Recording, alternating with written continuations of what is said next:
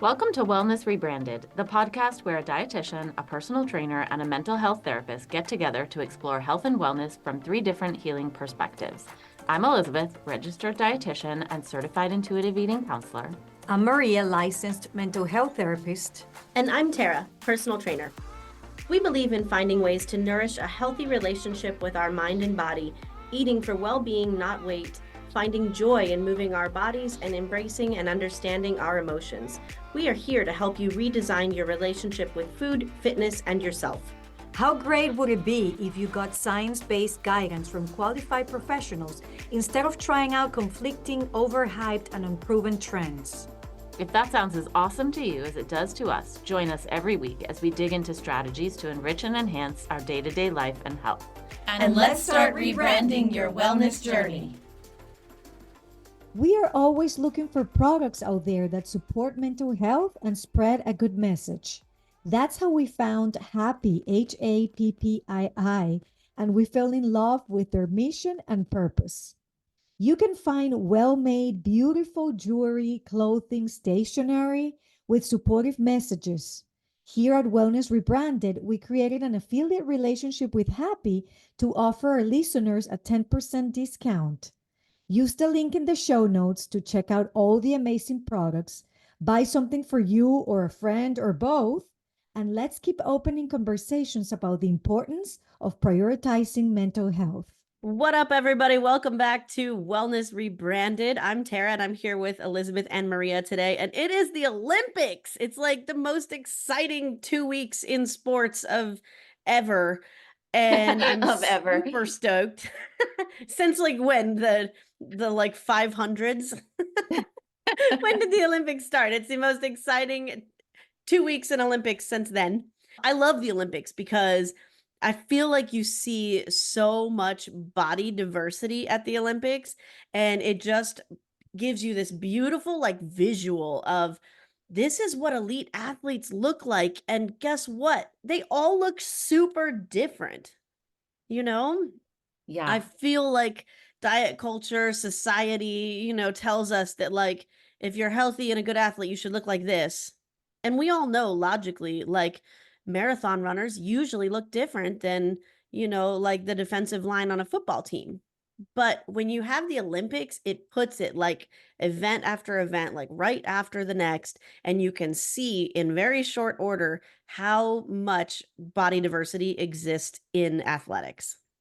Yeah, and also puts a spotlight on what our bodies can do, right? I mean, obviously those are elite athletes, but it is very cool. I've had several people this week send me articles and messages about Ilona Maher and how she's out there really spotlighting body diversity and, bodies having cellulite and still being athletic and healthy and fit. And it's just really cool to have a voice like that. I mean, there's lots of voices like that out there. They get drowned out by the diet culture ones, but it's cool to have a voice out there that's also getting so much attention right now. Yeah.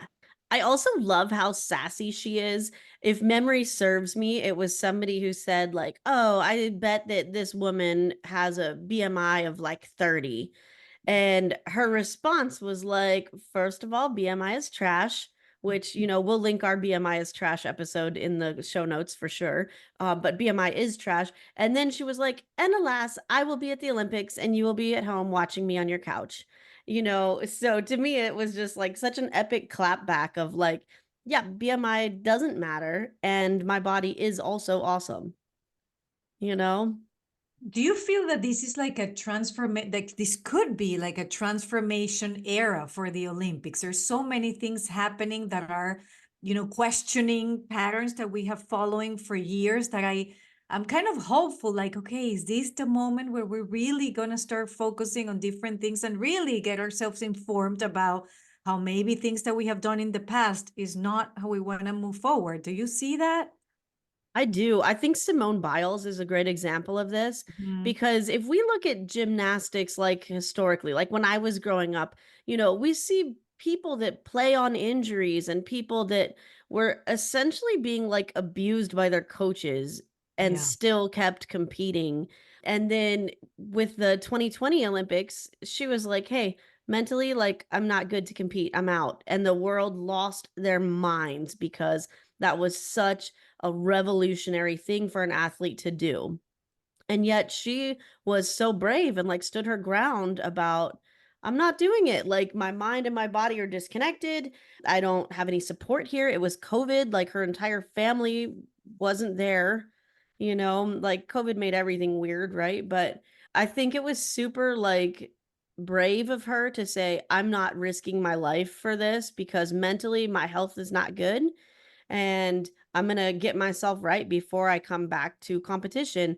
And now we see other athletes kind of following in those footsteps, which should have been the way that it was supposed to be the whole time. Right. Yeah, she's But I really think this is also a good time to mention that sports aren't about health, right? Sports are sports. It's a competition. And a lot of behavior that we do in sport does promote health, but a lot of it doesn't. So I think it's a good time to acknowledge there is a difference between athletics and health. such a great point. I've never actually thought about it quite in those terms, that sports isn't health. But yeah, when you put it that way, there's a lot of unhealthy things involved.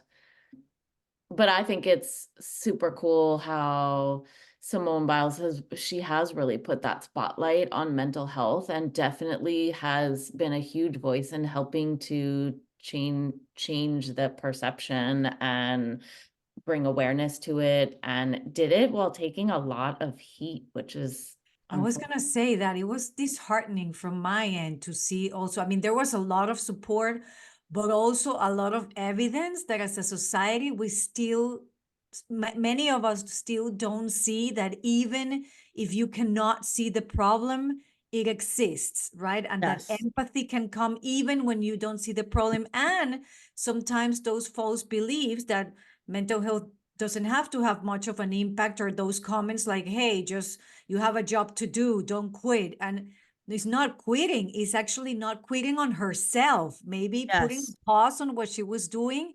But exactly how I saw it is, no, this is not only not quitting, she's actually finally advocating for her health, which she's actually doing the harder thing, right? yes, It's probably exactly. harder in that way to say, I'm not okay right now and I need help. And that takes real bravery. And Yes. every single one of us works with average people in that situation every day, right? It can be really hard to acknowledge that maybe things aren't going well and you need help.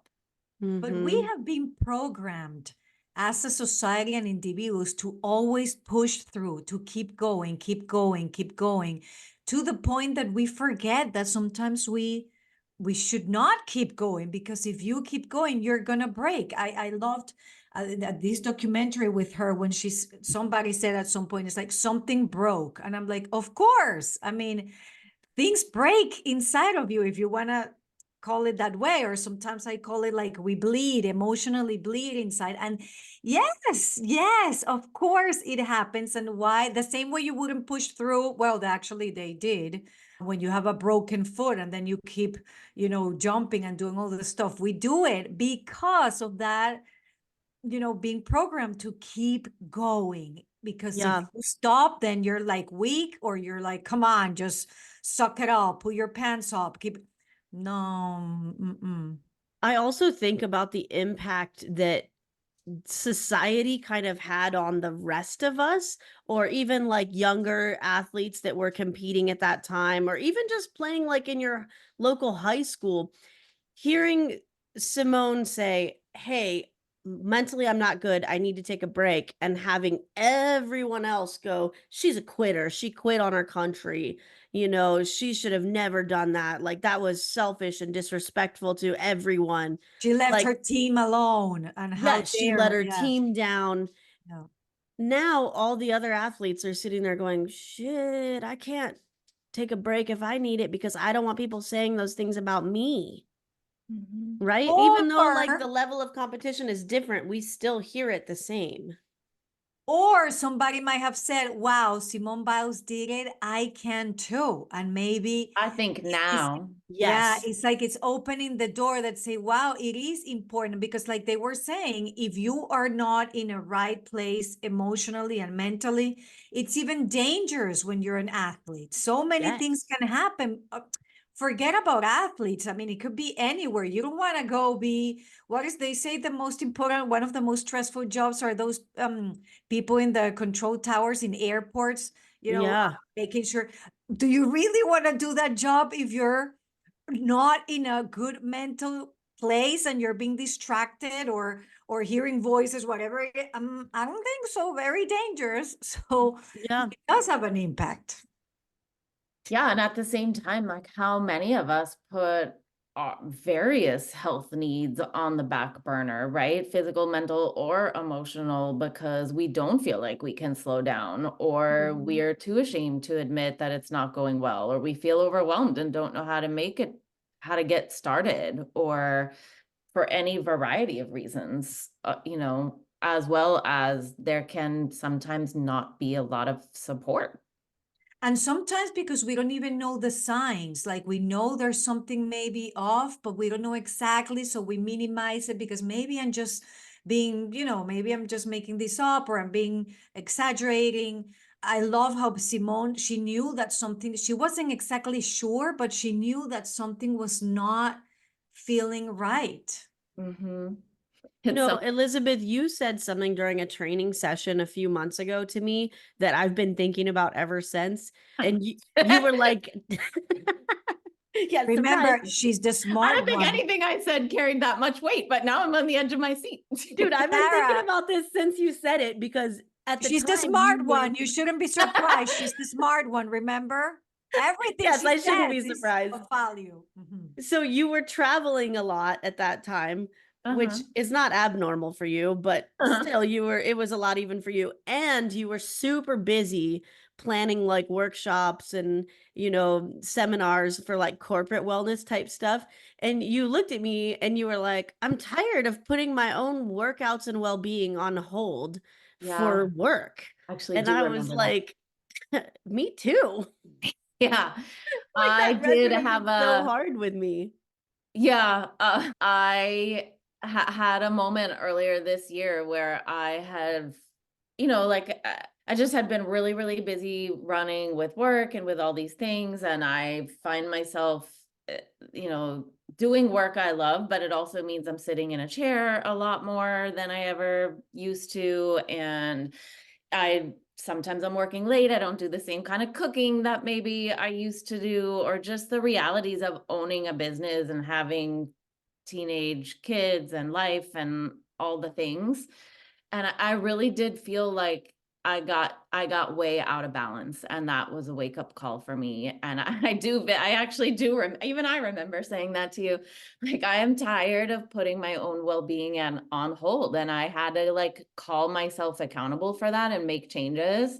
And I have, and it actually feels awesome. And even though it meant that maybe I've turned down certain work opportunities or not done certain, like I've had to kind of really figure out maybe spacing things further apart or just reshifting priorities in my business, that in a way could have looked like I was taking steps back, but Mhm. actually it's had the opposite impact, right? Like taking Yeah. that time to prioritize my own self and do the things that I know fuel me up has made things go so much better in my business and in my life. And I'm just generally happier.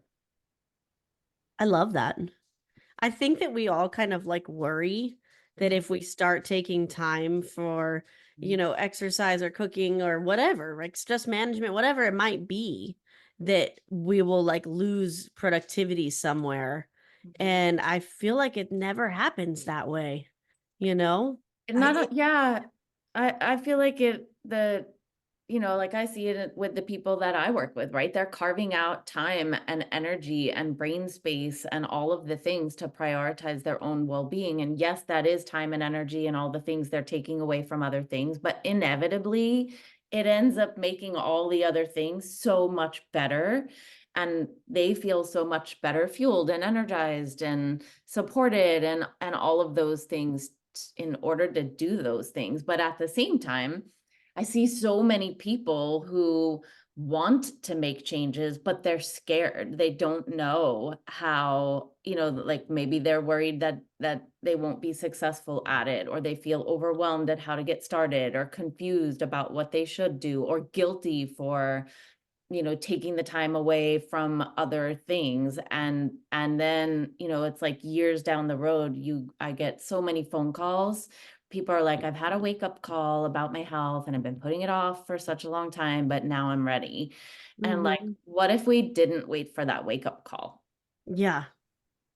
I actually feel like, so over the past month, I've been like scaling back a little bit at work, and it's allowed me to like have my own workouts on a very regular basis. Whereas before I felt like I was squeezing one in here, squeezing one in there. Now I'm like, oh, like, yeah, I do this 2, 3, 4 times a week, and it feels so good. Like my body feels better, my brain feels better, my mental health is better. It just feels, and it doesn't feel like I'm taking away from something else. Now it's just like I have time for this, Mm-hmm. and I have more energy throughout the day.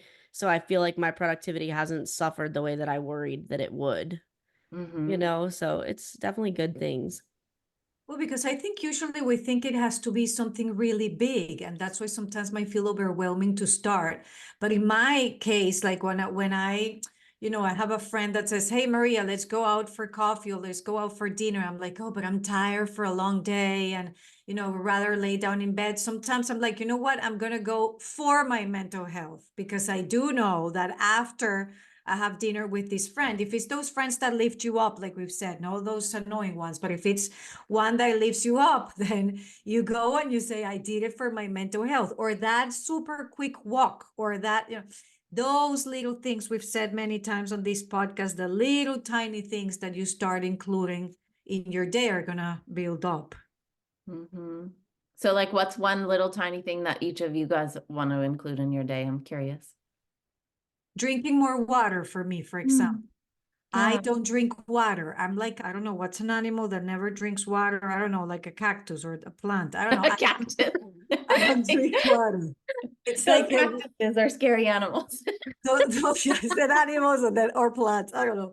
But I super weird. I can spend the whole day only having drank like a tiny bit of water. My whole life I've been like that. But now that I'm 47, going through perimenopause and blah, blah, blah, I get headaches. I'm dehydrated. Like every time I go to the primary care physician, it's like, what are you doing? You're like super dehydrated. I'm sure that comes with a lot of stuff that I don't I was see. just going to say, okay, my friend, I we need to get you know. drinking more water, and you are going to be amazed at the impact and how you feel. Hey, FYI, and maybe TMI too, I don't go to the bathroom every day either, like to poop, because you don't drink enough water. And can you imagine? And then it's like you're carrying all that shit around literally because you don't drink water.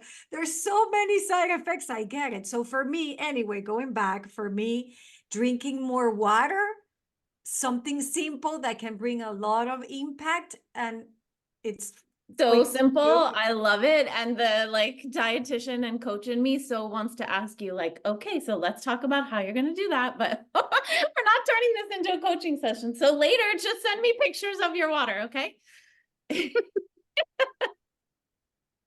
I'm drinking water right now. Yes. Down that glass. So I think my little thing actually is, this is going to sound crazy, but it's like sitting down more. Like I Ah, want to take like 5 minutes every so often to just sit and marinate, yeah. because I'm on my feet all day long, running around all day long. And, now that I'm fitting workouts in on a regular basis is like even less time that I'm sitting down. So for me, I feel like prioritizing my like foot health is important at this moment. Yeah. I like that. I thought you were gonna say for me it's about and you start with the S, and I thought you were gonna say for me it's sex. I mean, also that, So but I that's mean, not where I was sorry, going that's with the it. thought. That's where my. But hey, it's on the list. We should put on a self-care planner. If you have the possibility, have more sex. Doesn't it say has health benefits? Yeah, it definitely Yeah. does. Yeah, Okay, sorry, I took that another route. But hey, you did. Elizabeth, that what's was- your thing that you're doing? I know. I was hoping you guys weren't going to ask me because I asked you the question and I didn't really have an answer prepared. So I was like, I know they're going to ask me. So I was trying to think two things. Well, one of them is just, I feel like a familiar refrain that anyone that listens to the podcast has heard me say before, because it's something I'm very committed to and trying to work on, which is just like continuing to build my meditation practice, because you crave that, like sitting down and getting off your feet. I crave like just mental white space. And so that's definitely one of them. And the other one is just getting outside and working in the dirt more in my garden. Yeah. It boosts my soul, and I know it has other health benefits.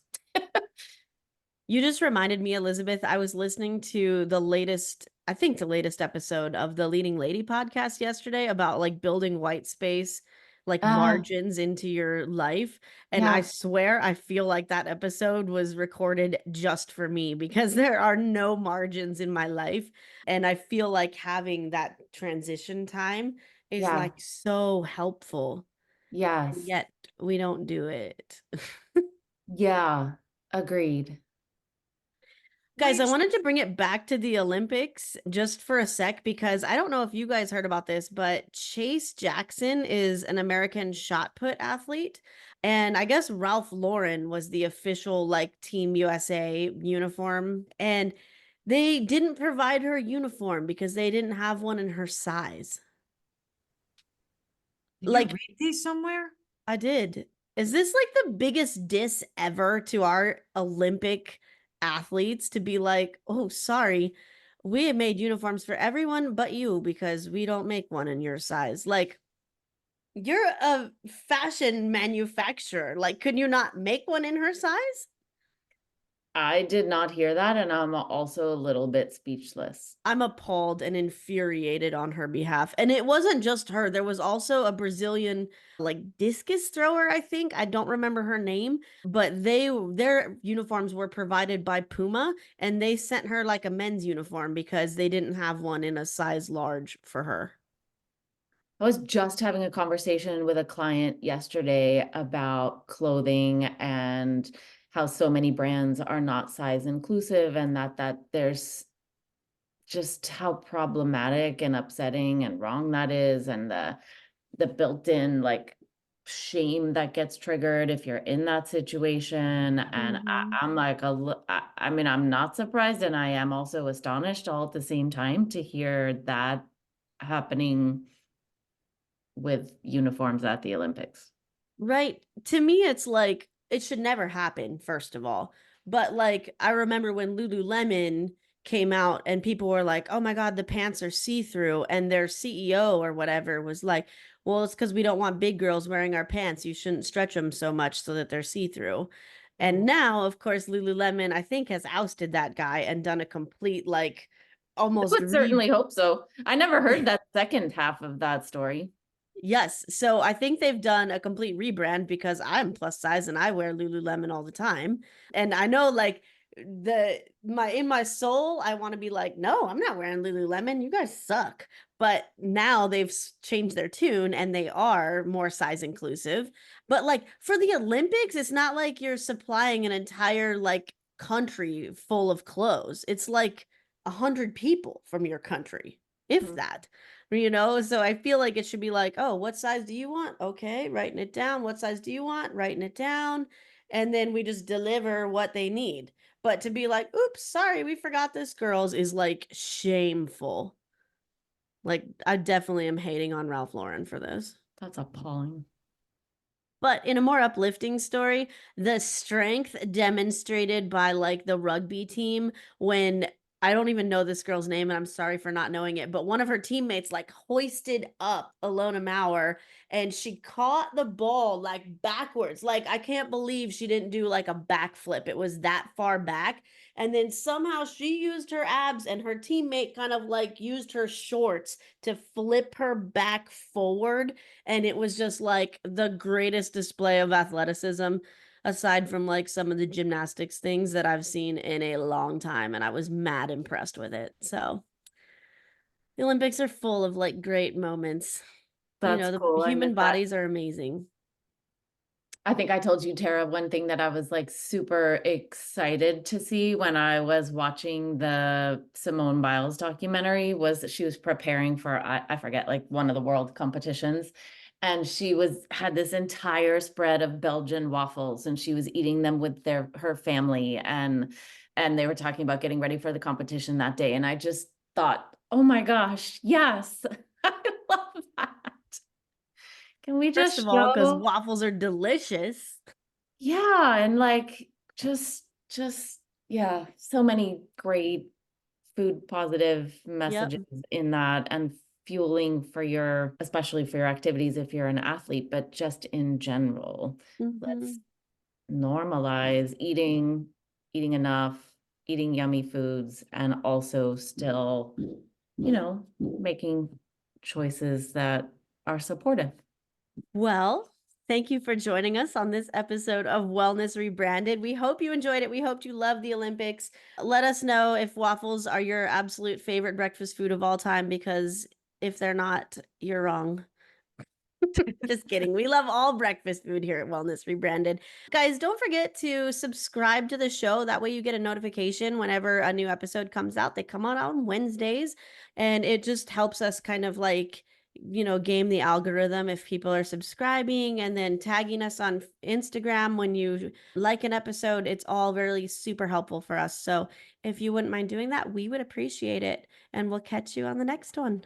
Yeah, and come on over and tell us one tiny thing you're working on. We would love to know. Thank you for listening. If you want to connect with me outside of this podcast, you can find me on Instagram at coaching_therapist. I'm Elizabeth. You can find me at Elizabeth Harris Nutrition or in my Facebook group, Health and Healing with Intuitive Eating. And I'm on Instagram and Facebook at Tara De Leon Fitness. Guys, if you loved this episode or any of our other episodes, we would love it if you would leave us a review on Apple Podcast. It really, really helps us get the non-diet word out to the rest of the world. So please leave us a review. Yes, thank you.